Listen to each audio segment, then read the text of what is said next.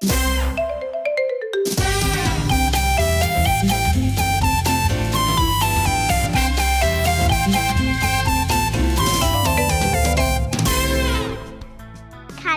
biliyorum yazı yazmak için.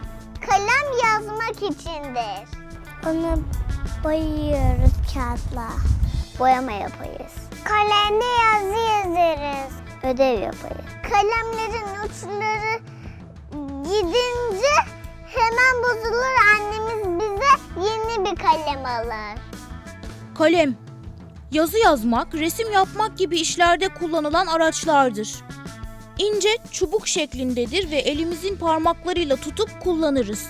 Kalemler içindeki boya maddesinin cinsine göre isim alır. Kurşun kalem, mürekkepli kalem gibi.